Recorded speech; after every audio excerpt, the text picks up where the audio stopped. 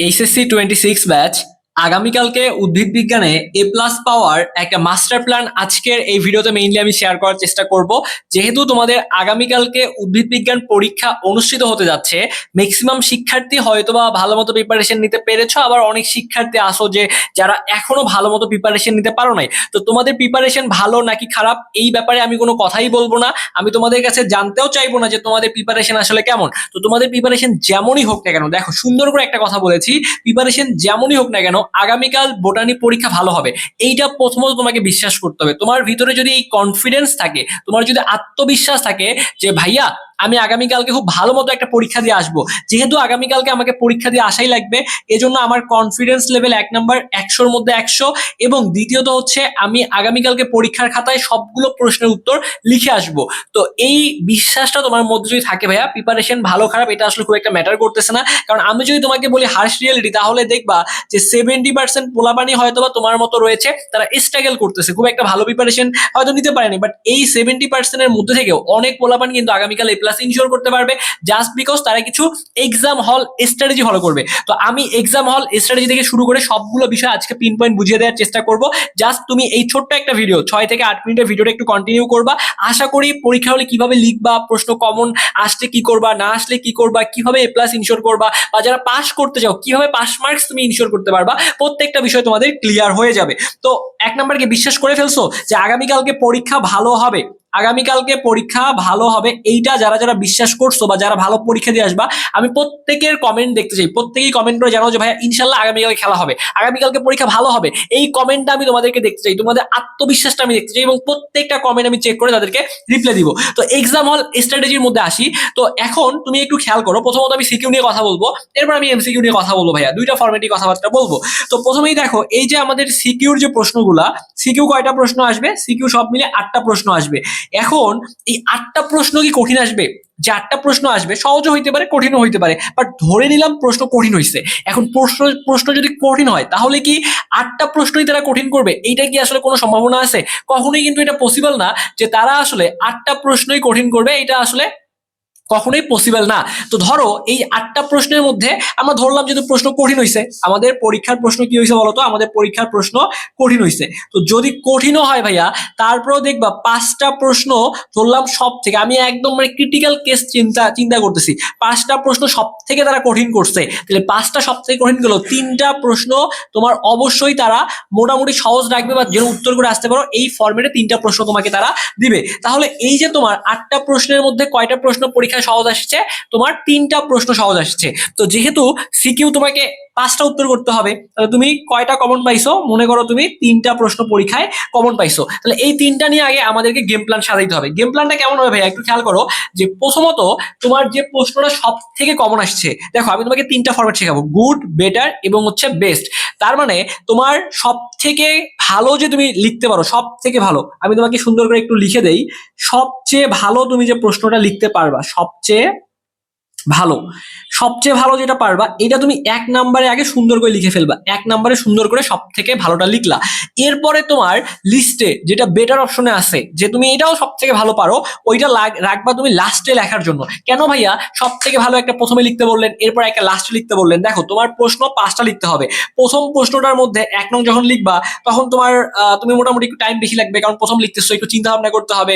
এবং লাস্টের যে প্রশ্নটা তুমি যখন লিখবা, সেখানে যদি তোমার প্রশ্নটা কমন না থাকে, তোমার যদি একদমই আনকমন প্রশ্ন থাকে, বা ওই প্রশ্ন সম্পর্কে তুমি ভালোভাবে তুমি জানোই না ওই প্রশ্নে কি বলছে সেটা তুমি জানোই না, তাহলে এই যে তুমি জানোই না যদি হয়, বা যদি কমন তোমার না আসে, তাহলে কি লাস্টের প্রশ্ন বানাই লিখতে পারবা? সময় বেশি লাগবে না বানাই লিখতে গেলে? তো সেক্ষেত্রে আমরা যদি এটা কাজ করতে পারি, যে কমন একটা প্রশ্ন রাখলাম যেটা আমি লাস্টে শেষ করব, আর মাঝখানে যদি কোনো একটা প্রশ্ন বানাইতে হয়, সেক্ষেত্রে তোমার হাতে টাইম থাকবে, তুমি চিন্তা ভাবনা করে লিখতে পারবা। এই জন্য সব থেকে ভালো যে প্রশ্নটা পারো এটা 1 নাম্বারই লিখবা।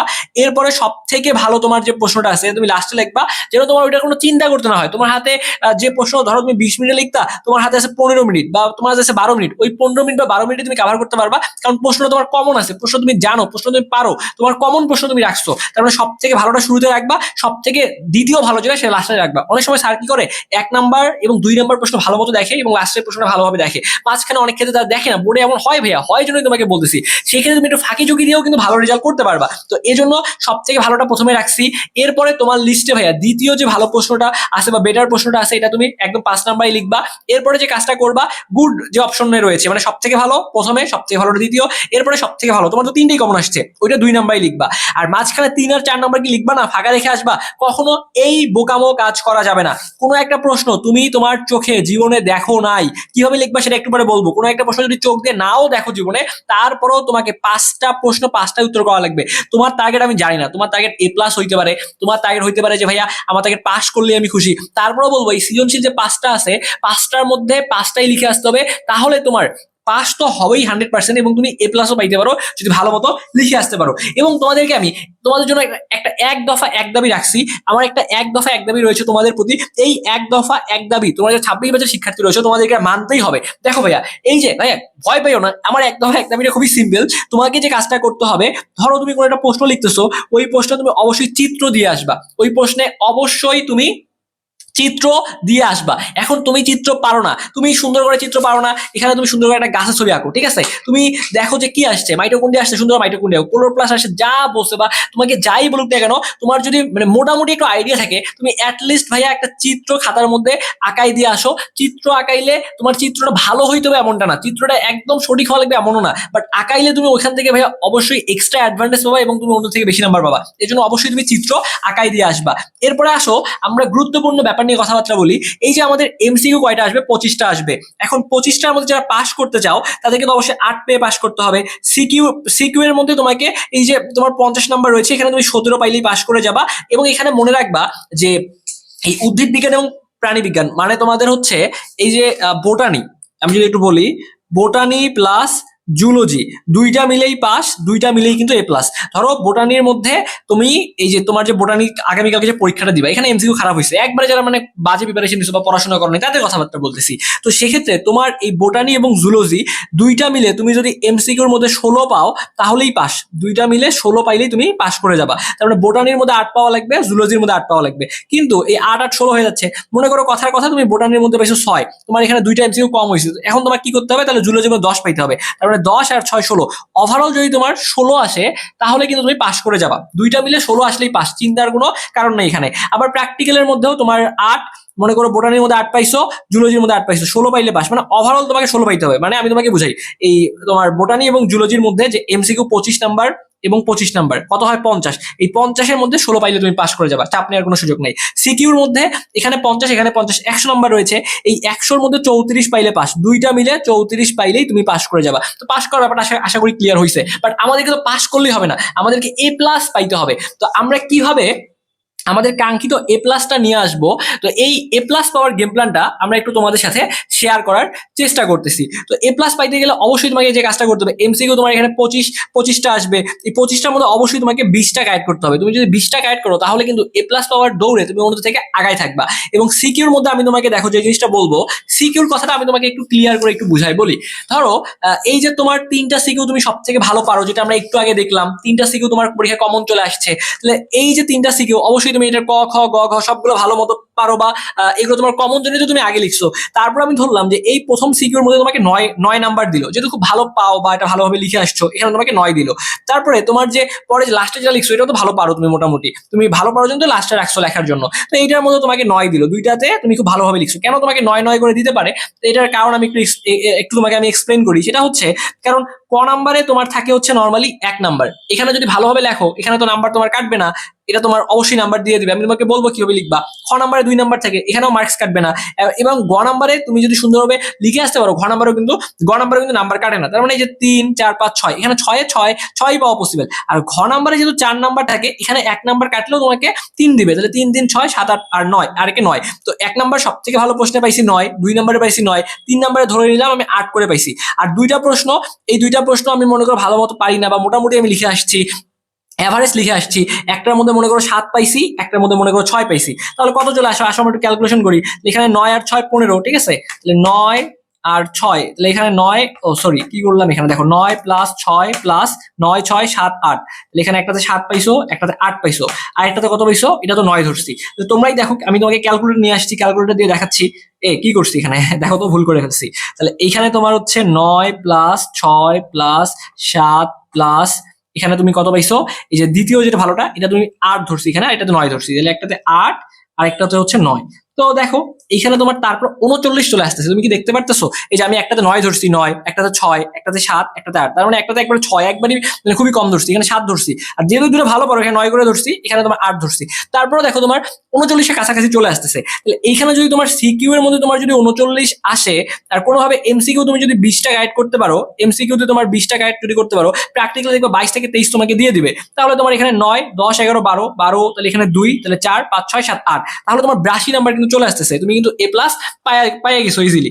অথবা তুমি যে আরেকটু ভালো মতো লিখে আসতে পারো, এর থেকেও তুমি ভালো নাম্বার পাবা। তো এই গেম প্ল্যানটা তোমাকে ফলো করা উচিত অবশ্যই। তাহলে আমরা যেটা দেখলাম যে এই সিকিউর মধ্যে আমার টার্গেট রাখা লাগবে 40 এর আশেপাশে পাওয়ার, এবং প্র্যাকটিক্যালের মধ্যে এখানে তোমাকে 22 23 ভাবে ইজিলি দিয়ে দিবে, তাহলেও কিন্তু তোমার ওভারঅল এ প্লাস কিন্তু চলে আসতেছে, খুব একটা প্যারা নেওয়ার কিছু নাই। তো এরপরে যদি আমরা একটু দেখি যে সিকিউ আসলে লেখার নিয়মটা কি, বা কোন ফরম্যাটে লিখলে আমি সিকিউর মধ্যে সব থেকে ভালো মার্কস পাবো। প্রথমে তুমি খেয়াল করো যে ক নাম্বার যে প্রশ্নটা আসবে, তোমাকে নর্মালি এখানে সংজ্ঞা লিখতে বলবে। তো সংজ্ঞা তুমি এক বাক্যে লিখবা, এবং এক বাক্যে লিখলেই তুমি এখানে 1 নাম্বার পেয়ে যাবে, এখানে কোনো চাপ নাই। এখন ভাইয়া যদি আমার সংজ্ঞাটা কমন না আসে, তাহলে আমি কি করবো? দেখো, কোনো কারণে যদি তোমার সংজ্ঞা কমন না আসে, তাহলে আমি তোমাকে যেটা বলবো যে সংজ্ঞা কমন না আসলে তুমি একটা কিওয়ার্ড মনে রাখবা। কিওয়ার্ড মনে করো যে কোনো কিছু সম্পর্কে তোমাকে বলছে, মাইটোকন্ড্রিয়া সম্পর্কে তোমাকে বলছে। এখন মাইটোকন্ড্রিয়া সম্পর্কে তুমি কি জানো? ছোটবেলা থেকে পড়ছো 9 10-এ, এটাকে কি বলা হয়? কোষের পাওয়ার হাউস বা শক্তিঘর বলা হয়। তো তুমি ওই একটা শব্দ দিয়ে সংজ্ঞাটা লিখে লিখে লিখে ফেলবা যে কোষের যে শক্তি স্তর বা পাওয়ার হাউস, এটাকে মাইটোকন্ড্রিয়া বলা হয়। মানে একদম যারা কিছুই পারো না, ঠিক আছে, একদম যারা কিছু পারো না, ওই যে মেইন যে কিওয়ার্ডটা তুমি জানো, ওই কিওয়ার্ডটা দিয়েই তুমি তার সংজ্ঞাটা লিখে ফেলবা, কোনো চাপ নেওয়ার কিছু নাই। মানে একটা কিওয়ার্ড জানো, ওইটা দিয়েই লিখবা। বা মাইটোকন্ড্রিয়ার মধ্যে মনে করো যে তুমি চিত্রটা জানো, এখন মাইটোকন্ড্রিয়া তুমি কিছুই জানো না, তুমি চিত্র জানো, এখন চিত্রের মধ্যে লেভেলিং করে কি কি জিনিসপাতি আছে তুমি সেটা জানো। তো ওই যে তুমি একটা শব্দ জানো ক্রিস্টি, বা মাইটোকন্ড্রিয়ার যে চিত্রের তুমি যে অংশটা জানো, ওই একটা শব্দ বা ওই একটা কিওয়ার্ড দিয়ে তুমি তোমার মতো করে সংজ্ঞাটা বানাই লিখবা, তাহলে আশা করি তুমি কিন্তু এখানে নাম্বার পেয়ে যাবা। এবং ক নাম্বার প্রশ্নটা, অবশ্যই ক নাম্বার প্রশ্নটা মনে করো যে এটা তোমার খাতা, মনে করো যে এইটা এটা হচ্ছে তোমার খাতা। তো এইটা তোমার খাতা, তুমি যে কাজটা করবা, এই যে এখানে সুন্দর করে লিখবা 1 নং প্রশ্ন উত্তর লিখবা, 1 নং প্রশ্ন উত্তর, 1 নং প্রশ্ন উত্তর লিখলে লেখার পর সুন্দর করে একটা টান দিয়ে দিবা। তারপর এখানে ক নাম্বার দিবা, ক নাম্বার দিয়ে এক বাক্যেই তুমি শেষ করবা। তারপর 2 আঙ্গুল ফাঁকা দিয়ে খ নাম্বারটা এখানে শুরু করে একটা স্টেপ, এখানে আরেকটা স্টেপ, মানে এখানে তো জায়গা নাই, ধরো আমি তোমাকে এখানে দেখাইলাম, তার মানে এখানে তোমার মেইনলি 2টা স্টেপ হবে। খ নাম্বারের মধ্যে কয়টা স্টেপ হবে? 2টা স্টেপ, মানে 2টা প্যারাতে লিখবা। ক নাম্বার এক প্যারাতেই শেষ, মানে একবারই শেষ, এবং খ নাম্বারে অবশ্যই তোমাকে 2টা প্যারা করতে হবে। তো খ নাম্বারে নর্মালি তোমার কি চাই জানো?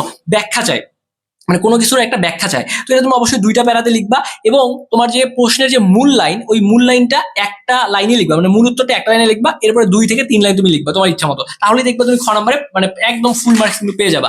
এরপরে যদি আমি খেয়াল করি একটু তোমাদেরকে, দেখো গ নাম্বার প্রশ্ন, গ নাম্বার নর্মালি তোমাদেরকে পার্থক্য লিখতে বলতে পারে, বা কোনো একটা জিনিস দিয়ে তার বৈশিষ্ট্য লিখতে বলতে পারে, যেমন মাইটোকন্ড্রিয়ার তোমাকে গঠন লিখতে বলতে পারে, বা ক্লোরোপ্লাস্টের গঠন লিখতে বলতে পারে, বা তোমাকে মনে করো যে বললো যে কোষের ট্রাফিক পুলিশ কোনটাকে বলা হয়, বা এই সম্পর্কে তুমি লেখো, বা এর বৈশিষ্ট্যগুলো লেখো। তো এরকম বিভিন্ন ভাবে প্রশ্নগুলো ঘুরে ফিরে আসতে পারে। মানে মেইন কথা হচ্ছে বুঝাতে চাচ্ছি যে এখানে এক্সপ্লেন করা লাগতে পারে। তো এই গ নাম্বার লেখার ক্ষেত্রে ভাইয়া তুমি যে কাজটা করবা সেটা হচ্ছে, দেখো গ নাম্বারের ক্ষেত্রে অবশ্যই তুমি প্রথমত, অনেকে যে কাজটা করে মনে করো গ নাম্বার লেখা শুরু করছে, ডাইরেক্ট একটা চিত্র দিয়ে শুরু করে, তো ওইটা করা যাবে না। প্রশ্নে যেটা বলছে লিখবা, সুন্দর করে ব্যাখ্যা করা হইলো, তারপরে সুন্দর করে সংজ্ঞাটা লিখবা, যে সংজ্ঞাটা চাইছে ওই সংজ্ঞাটা সুন্দর করে লিখবা। সংজ্ঞা লেখার পরে, ঠিক আছে, সংজ্ঞা লেখার পরে তুমি সুন্দর করে যে চিত্রটা তোমার যাবে পরীক্ষায়, সেই চিত্রটা সুন্দর করে আঁকাবা, এবং চিত্রটা অবশ্যই তুমি লেভেলিং করবা, মানে প্রত্যেকটা পয়েন্টের নাম আলাদা আলাদা ভাবে লিখবা। তারপর ওই চিত্রের যে বর্ণনা, সেই বর্ণনাটা সুন্দর করে লিখবা। তাইলে এই স্টেপ যদি ফলো করতে পারো, তাহলে অবশ্যই এখানে তুমি 3-এর মধ্যে কিন্তু 3ই পেয়ে যাবা গ নাম্বারের মধ্যে। গ নাম্বারের মধ্যে চিত্র মাস্ট, গ নাম্বারের চিত্র মাস্ট। এখন তুমি বলতে পারো যে ভাই অনেক প্রশ্ন চিত্র যদি চাই, বা অনেক প্রশ্ন চিত্র যদি মেনশন না করে, তাও তুমি চিত্র দিবা, মেনশন করলেও চিত্র দিবা, মেনশন না করলেও চিত্র দিবা। এবং ঘ নাম্বারে এসে তোমাকে কোনো কিছুর গুরুত্ব বর্ণনা করতে বলতে পারে, ঘ নম্বরে এসে তোমাকে কোনো কিছুর গুরুত্ব বর্ণনা করতে বলতে পারে। তো এই যে গুরুত্ব বর্ণনা করতে বলতে পারে, বা এখানেও তোমার যে ব্যাপারটা আছে, মনে করো গ নম্বরে তোমাকে আবার একটা জিনিস বলি, পার্থক্য যদি কোনো কিছুর বলে, পার্থক্যগুলো অবশ্যই বক্স করবা, মানে বক্স করবা কিরকম, এখানে তুমি 2টা পয়েন্ট লিখবা যেটা পার্থক্য লিখতে বলছে, তারপর 1 নাম্বার এখানে, 1 নাম্বার এখানে, 2 নাম্বার 2 নাম্বার। তো এরকম বক্স করে লিখলে এটা সুন্দর দেখা যায়, এবং এক্ষেত্রে নাম্বার বেশি পাওয়া যায়। এবং গ নম্বরে আরেকটা কাজ করতে পারো, যে কোনো যদি নর্মাল প্রশ্ন আসে, সেক্ষেত্রে তুমি সেগুলোকে পয়েন্ট আকারে লিখবে। পয়েন্ট আকারে লিখলে মানে অল্প লেখা লিখে পৃষ্ঠা ভরানো যায়, এবং নাম্বারও বেশি পাওয়া যায়, এই জন্য পয়েন্ট আকারে লিখবা। তো এই সেম টেকনিকগুলো তুমি ঘ নাম্বারে অ্যাপ্লাই করবা এবং ঘ নাম্বারে তোমার 4টা প্যারা হবে। কয়টা প্যারা হবে? 4টা প্যারা হবে। ঘ নাম্বারে যেমন 3টা প্যারার কথা বললাম, ঘ নাম্বারে 4টা প্যারা হবে।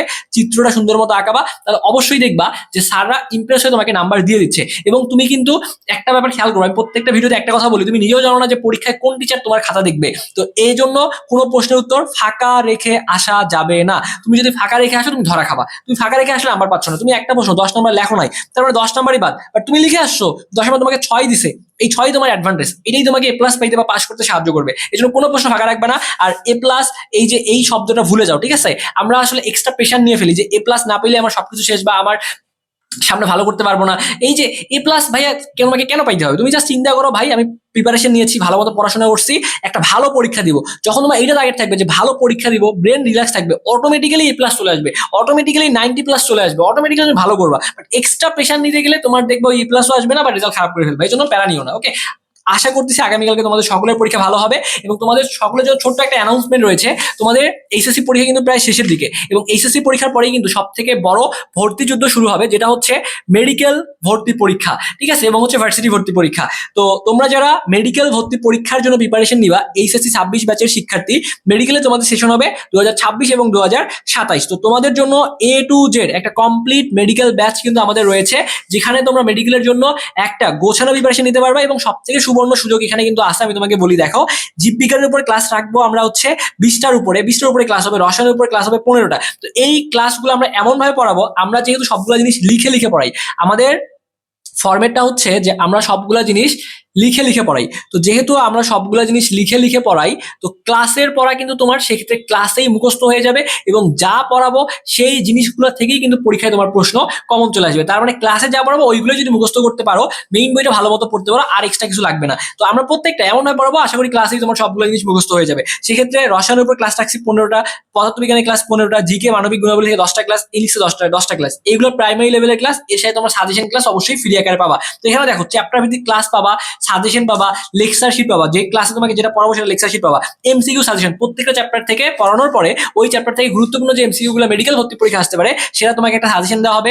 লাইভ মেন্টরিং পাবা, তুমি যে কোনো প্রবলেম পড়লে আমাদের সাথে কথা বলতে পারবা, গাইডলাইন নিতে পারবা, তারপর 20টা ফাইনাল মডেল টেস্ট দিতে পারবা। প্রত্যেকটা ক্লাস তোমাদের রেকর্ড সুবিধা থাকবে এবং এই মেডিকেল ব্যাচের সাথে ভার্সিটি আমাদের যে প্রোগ্রামটা থাকবে, ভার্সিটি ভর্তি প্রস্তুতি সম্পূর্ণ ফ্রি। কোনো কারণে মেডিকেলে চান্স না হলে পরবর্তীতে যখন তুমি ঢাকা ইউনিভার্সিটিতে পরীক্ষা দিবা, তো সেক্ষেত্রে তোমার এই প্রিপারেশনটা কিন্তু সম্পূর্ণ আমাদের সাথে নিতে পারবা। অর্থাৎ ভার্সিটি এ ইউনিটের যে প্রস্তুতি, এটা কিন্তু সম্পূর্ণ ফ্রিতে আমাদের সাথে নিতে পারবা। তারপরে যারা মেডিকেল ব্যাচে যুক্ত হবা তারা ভার্সিটি এ ইউনিটের কোর্সটা পুরোটা ফ্রিতেই পেয়ে যাবা। তো দেখো আমাদের কোর্স ফি কিন্তু 6000 টাকা।